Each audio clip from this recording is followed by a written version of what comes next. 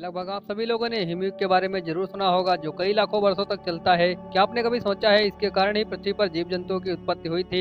हिमयुग को आमतौर पर एक ऐसा युग माना जाता है जिसमें हर जगह सिर्फ बर्फ ही बर्फ होती है। हम इंसानों के पूर्वज निएंडरथल तब भी हजारों साल पहले इस धरती पर रहा करते थे। हालांकि इंसानों की शुरुआत होमो सेपियंस से मानी जाती है, जिनका इतिहास करीब 3 लाख साल पुराना है। अफ्रीका में उनका जन्म हुआ था और वहां से वो पूरी दुनिया में फैले। होमो सेपियंस यूरोप में करीब 40,000 साल पहले पहुंचे थे। यूरोप में जब हिमयुग चल रहा था तो वहाँ का ज्यादातर हिस्सा बर्फ से ढका था। विशाल हिमखंडों के बीच इंसानों का रहना लगभग नामुमकिन सा था। ऐसे में होमो सेपियंस जो यूरोप पहुंचे थे, उन्हें भारी परेशानियों का सामना करना पड़ा। सवाल है कि हिमयुग के दौरान हम इंसानों के पूर्वज कैसे जिंदा रहे होंगे। सबसे पहले जानते हैं हिमयुग क्या होते हैं और हिमयुग आने से हमारी पृथ्वी और यहाँ रहने वाले पेड़ पौधे जीव जंतुओं पर क्या असर पड़ता है। दोस्तों, आज से करीब 2.4 अरब साल पहले हुरैनियन हिमयुग की शुरुआत हुई और 2.1 अरब साल पहले यह खत्म हुई थी, यानी कि लगभग 30 करोड़ सालों तक ये हिमयुग चला था। यह हिमयुग पृथ्वी की सबसे पहली और सबसे लंबी हिमयुग थी। मतलब पहली बार पृथ्वी पर बर्फ जम रही थी। इससे पहले पृथ्वी काफी गर्म थी और किसी भी कोने में बर्फ का नामो निशान नहीं था। तो फिर ऐसा क्या हुआ कि हमारी गर्म पृथ्वी हिमयुग का शिकार हो गई थी? असल में जब हुरैनियन हिमयुग शुरू हुई तो पृथ्वी के वातावरण में केवल 0.02% ऑक्सीजन थी,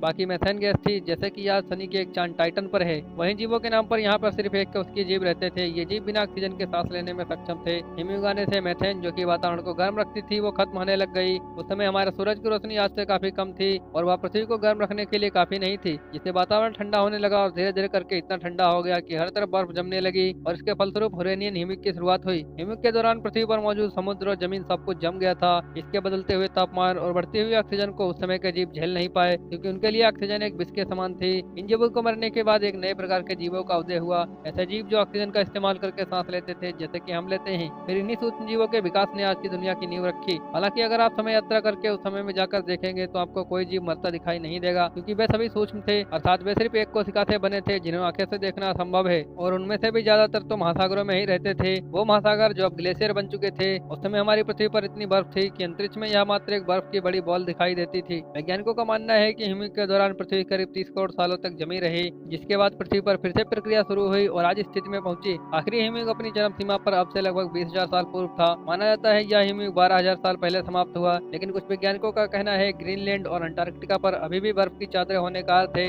इसे जब भी समाप्त नहीं हुआ और अपने अंतिम चरण पर है। और जब यह युग अपने चरम पर था तो उत्तर भारत का काफी क्षेत्र बर्फ की मोटी चादरों से हजारों सालों तक ढका हुआ था। ऐसे में होमो सेपियंस जो यूरोप पहुंचे थे, उन्हें भारी परेशानियों का सामना करना पड़ा। सवाल है कि हिमयुग के दौरान हम इंसानों के पूर्वज कैसे जिंदा रहे होंगे। हाल ही में शोधकर्ताओं ने इस संबंध में एक नया शोध किया। उन्होंने यूरोप कहे जाने वाले क्षेत्र में 25,000 साल पहले से लेकर आज से 5,000 साल पहले तक रहने वाले 356 होमो सेपियंस यानी मनुष्यों के जीनोम की स्टडी की है। शिकार कर भोजन जुटाने वाले श्रेणी के जिन होमो सेपियंस की जीनोम स्टडी की गई, वो उस काल के भी हैं जिन 6,000 वर्षों में हिमयुग अपने चरम सीमा पर था, यानी जब धरती पर सबसे ठंडा मौसम था। जीनोम स्टडी के अध्ययन के दौरान हिमयुग में यूरोप की आबादी के रंग रूप, खान पान और आवाजाही के बारे में जानकारियां सामने आई। रिसर्चर्स ने बताया कि उस काल में होमो सेपियंस की कुछ आबादी यूरोप के गर्म इलाकों की ओर चले गए थे, इसलिए उनका अस्तित्व बचा रहा। वो जिन इलाकों में गए थे वहाँ आज के समय स्पेन, फ्रांस और पुर्तगाल जैसे देश बसे हुए हैं। वहीं दूसरी ओर जो लोग इतावली प्रायद्वीप के आसपास रहे, वहाँ बहुत बर्फ के चलते ठंड की भेंट चढ़ गए। इस स्टडी में यूरोपीय लोगों की गोरी त्वचा, नीली आंखों के बारे में भी कई महत्वपूर्ण जानकारियां सामने आई हैं।